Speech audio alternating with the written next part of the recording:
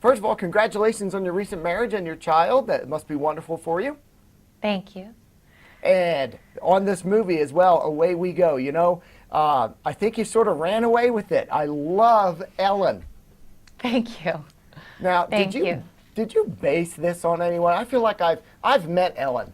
I know Ellens. I And know. No, I mean, I didn't base it on anyone in particular, but I have an almost 3-year-old, so I've been around all of this stuff, and I think actually probably more before she was born, I kind of had this fantasy that I was going to do everything perfectly and everything organically and everything naturally, and then you actually like have a kid and you do the best you can. I definitely have a stroller, and but in the midst of that, I did definitely meet people like her.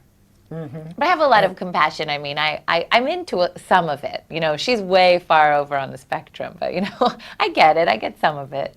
no, we all got it. A bunch of cynical critics walking out and going, "Oh, we've all met an Ellen, and you just played her perfectly. What a wonderful role for you, especially after something like Dark Knight." Yeah, yeah. No, very Yeah, different than that. Very different than that. It's true. yeah.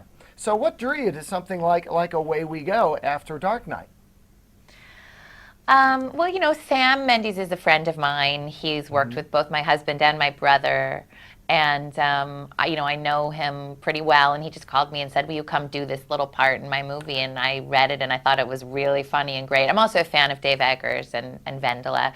And I just said, yes, sure. And I had a wonderful time doing it. I thought it was really fun and fun to get to be funny. And, it's different in a way doing a movie like this. And I loved it.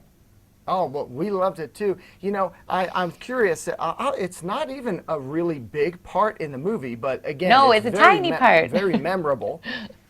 Thank And when you. you get, a script and it just has the words on it and stuff, how do you create a character like that when you say you haven't necessarily based it on someone? I mean, there's so much of you in it with your movements, and so much of that character is how she moves, not even what she says sometimes.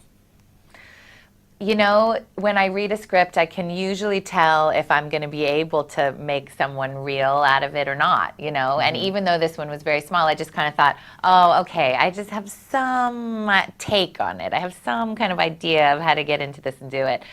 And sometimes I'll read a really good script and I'll just think, I don't know how to do this. This is not for me. But this one, even though it was tiny, I just thought, okay, I have some little sense of how to do this.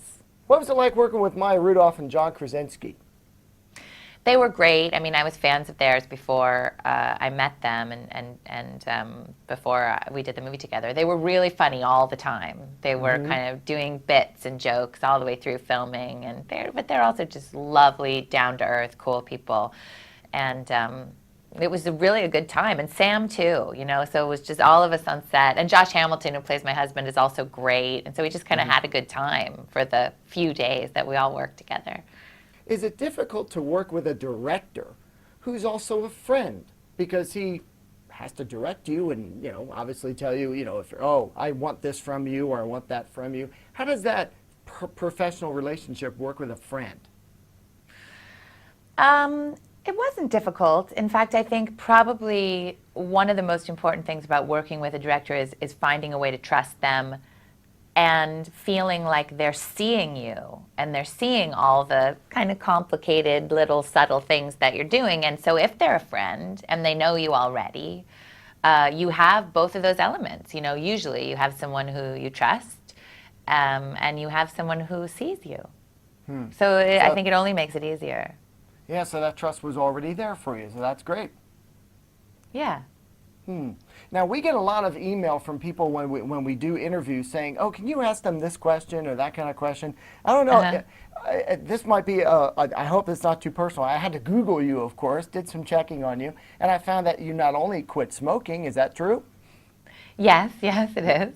Yeah, but you also have sort of a regimen that you do when you get out of the shower with moisturizers and things. And we've actually had people ask us to ask you if you have like a health or a beauty tip, because you just look great all the time, and it can't just be a crew of makeup people.